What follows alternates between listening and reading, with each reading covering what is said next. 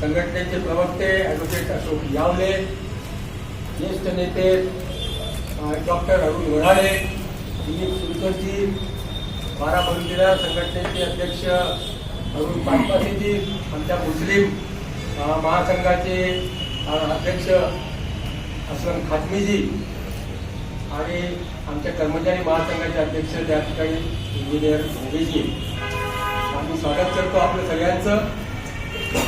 देशामध्ये 1931ला शेवटची जाती जनगणना झाली आणि त्याच्यानंतर जेव्हा संविधान लागू झालं तेव्हा मागासवर्गीय आयोगाचा पहिला एक जो आयोग राष्ट्रीय आयोग होता, काका कालेलकर आयोग, त्याच्या शिफारसीमध्ये सुद्धा जेव्हा त्या शिफारसी लागू केल्या नाही, स्वीकारल्या नाही, तरी त्या शिफारसीमध्ये देशामध्ये जो अनुसूचित जाती जमातीशिवाय जो सामाजिक आणि शैक्षणिक मागासवर्ग, ज्याला आपण आपल्या भाषेमध्ये ओबीसी म्हणतो आणि महाराष्ट्राच्या भाषेमध्ये इतर मागासवर्गीय म्हणतो आणि स्थानिक स्वराज्य संस्थेच्या भाषेमध्ये अन्य मागासवर्ग ज्याला म्हणतो, त्याची जनगणना करण्यात यावी किंवा एकूण जनगणनेमध्ये जाती जनगणनेचा विषय सामील करावा असं काका कालेलकर आयोगाच्या पहिल्या 1953च्या अहवालामध्ये होतं. तो लागू झाला नाही. त्याच्यानंतर मंडल कमिशनची निर्मिती झाली 1978ला आणि त्याचा रिपोर्ट 80ला आला. त्याच्या शिफारसीमध्ये होतो हे जो सामाजिक, आर्थिक आणि शैक्षणिक जो मागासवर्ग आहे, ज्याला अनुच्छेद भारताच्या घटनेमध्ये 340 कलमाच्या अंतर्गत परिभाषित आहे, त्याचा अहवाल तयार करायचा आहे, परंतु आकडेवारी नाही. परंतु अहवाल तयार झाला मंडल कमिशननी. जो काही त्यांच्याकडे वेगवेगळ्या पद्धतीची आकडेवारी होती त्याच्या आधारावर एम्पिरिकल डाटा तयार केला. त्याच्या शिफारसीमध्ये सुद्धा आगामी जनगणना ही जातनीय जनगणना झाली पाहिजे, जेणेकरून अनुसूचित जाती जमातीप्रमाणे जो सामाजिक शैक्षणिक मागासवर्ग ओबीसी आहे त्याची माहिती मिळाली पाहिजे. त्याच्याशिवाय आपण जो अहवाल तयार करू त्याला वास्तविक आधार, वैज्ञानिक आधार, संख्यात्मक आधार राहणार नाही असं वारंवार अहवालामध्ये मांडण्यात आलं. त्याच्यानंतर या आकडेवारीला, या शिफारसीला न्यायालयामध्ये अहवाल मिळालं. 1992ला मंडल कमिशनची जेव्हा व्हीपी सिंगांच्या सरकारने मंडल कमिशनची शिफारस नुसार जो सामाजिक शैक्षणिक म्हणजे ओबीसी मागासवर्गीय आहे त्याला 27% सरकारी नोकऱ्यांमध्ये आरक्षणाची शिफारस लागू केली. एक्झिक्युटिव्ह ऑर्डर काढला. त्याच्या विरोधात परत कोर्टामध्ये काही लोक गेले आणि 90 साली त्याला चॅलेंज करण्यात आलं आणि 92 साली माननीय सुप्रीम कोर्टाने निकाल दिला 9 जजच्या बेंचनी की आरक्षणाची मर्यादा 50%च्या वर जाता कामा नये. हायस्ट बेंचचं जजमेंट आहे आणि ओबीसीचं 27%चं आरक्षण जे आहे त्यांनी वैध ठरवलं आणि ज्या मंडल कमिशनचा जो आयोग आहे त्यालाही वैध ठरवलं. परंतु त्यांनी नंतर जी काही आकडेवारी तुम्हाला सादर करायची, एम्पिरिकल डाटा करायची आहे, तर सरकारला सुद्धा सूचना केल्या की जनगणनेच्या संदर्भात तुम्ही विचार केला पाहिजे. ओबीसी संघटनांनी किंवा सातत्यानं ओबीसीच्या शिफारसींना, कायद्यांना, धोरणांना सातत्यानं आव्हान मिळालं का? कारण की त्याचा वैज्ञानिक वास्तविक डाटा, लोकसंख्येचा डाटाच नाही आहे आणि सातत्यानं चॅलेंज मिळालं.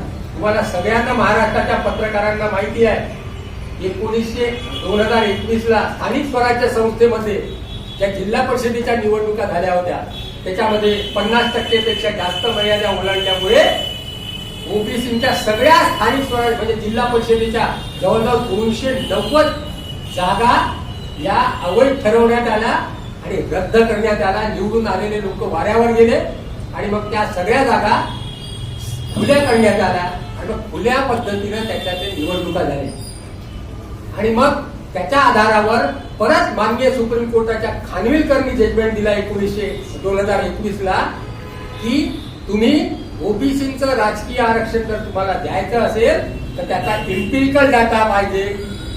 तो एका चांगल्या आयोगाच्या माध्यमातून, डेडिकेटेड आयोगाच्या माध्यमातून तयार केला पाहिजे आणि आरक्षणाची अनुसूचित जाती जमाती आणि ओबीसीच्या आरक्षणाची मर्यादा 50% वर जाता कामा नये.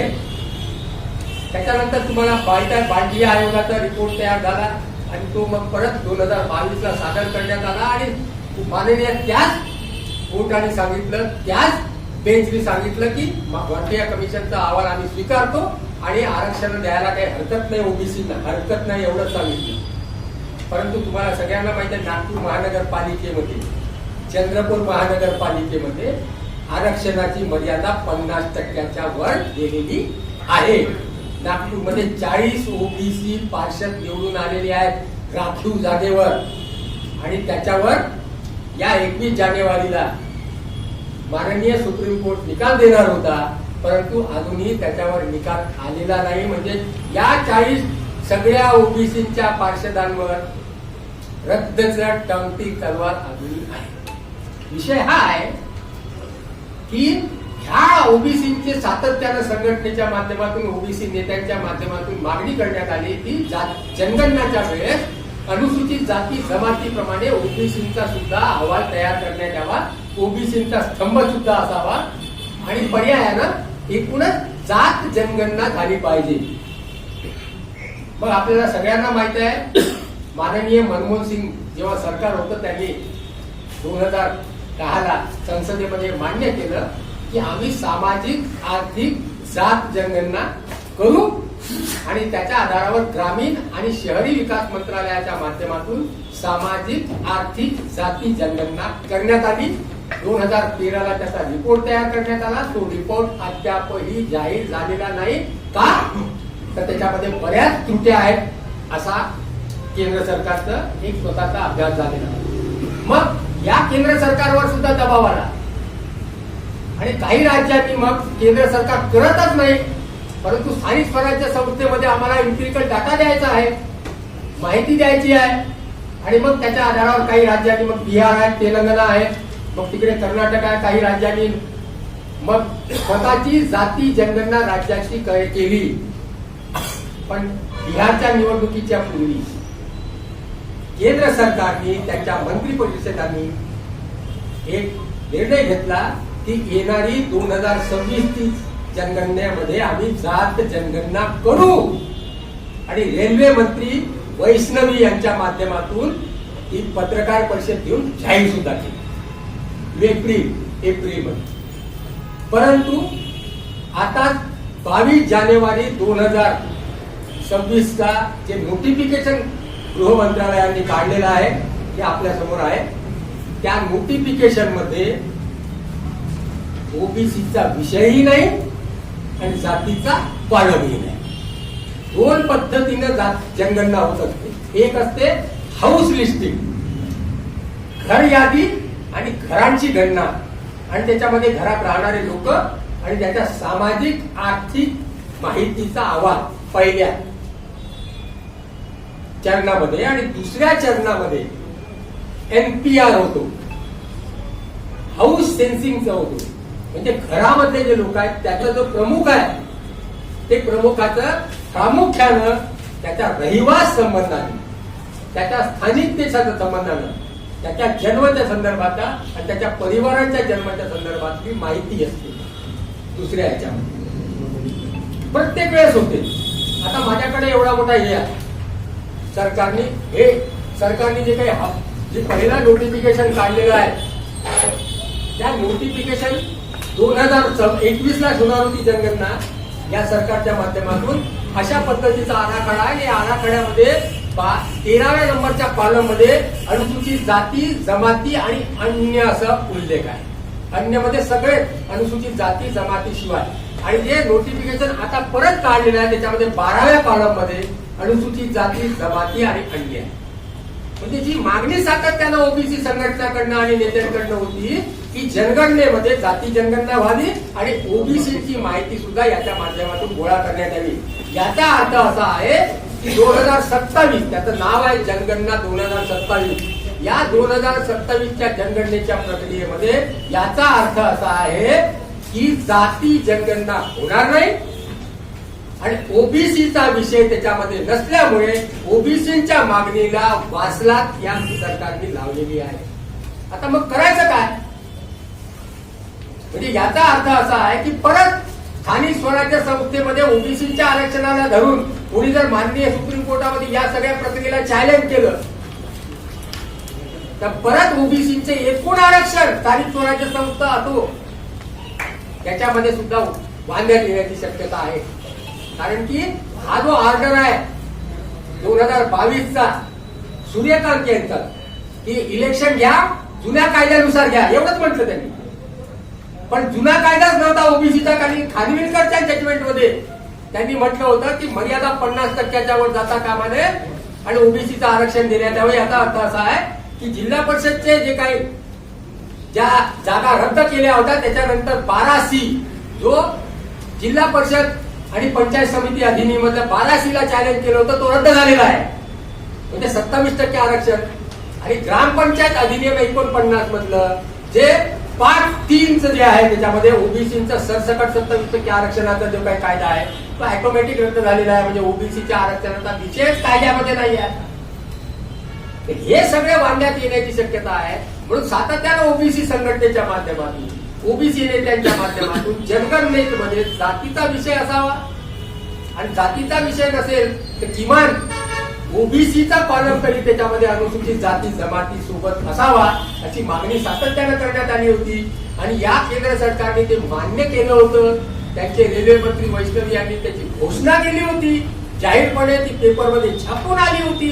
परंतु आताचं जे नोटिफिकेशन आलेलं आहे सरकारचं 22 जानेवारी 2026ला त्याच्यामध्ये सपशेल जात हा विषय नाही आहे आणि ओबीसीचा विषय सुद्धा त्याच्यामध्ये नाही. म्हणजे ओबीसीच्या एकूणच सामाजिक आर्थिक शैक्षणिक जी स्थिती आहे त्याचा स्थितीदर्शक अहवालाच्या संदर्भामध्ये एकूणच प्रश्नचिन्ह परत एकदा या संदर्भात निर्माण होण्याची शक्यता आहे.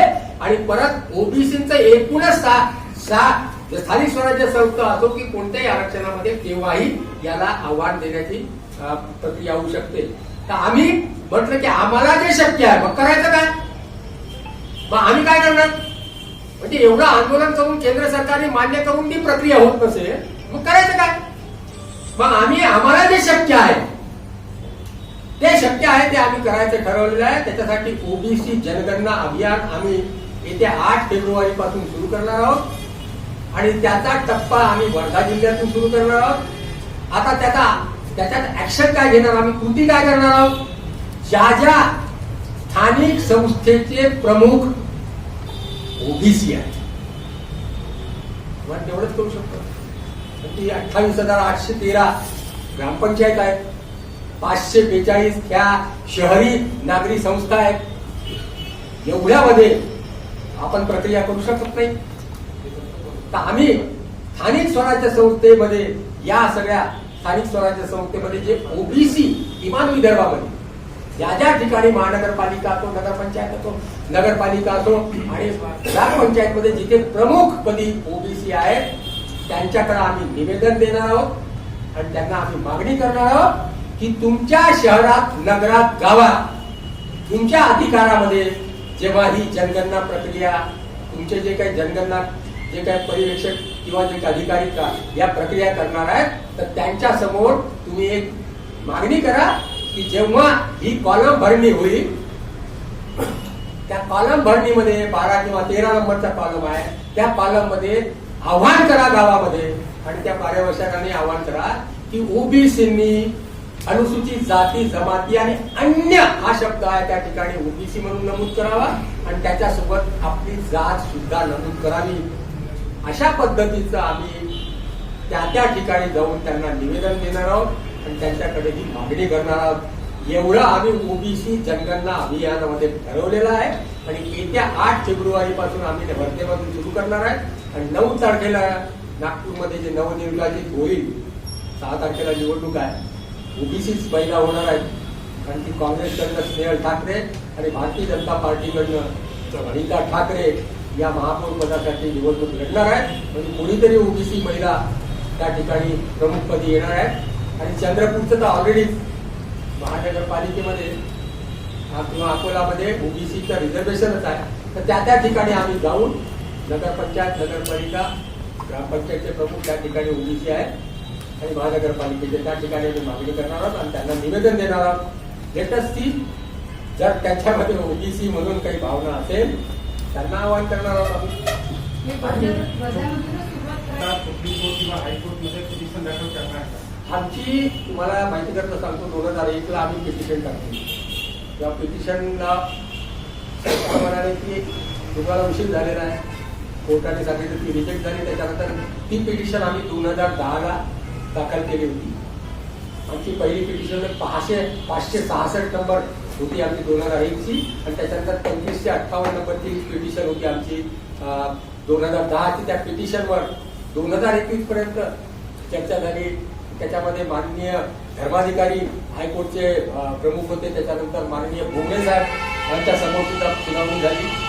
त्या सुनावणीमध्ये सरकारने, कोर्टाने सांगितलं, माननीय कोर्टाने, दिस इज द पॉलिसी मॅटर.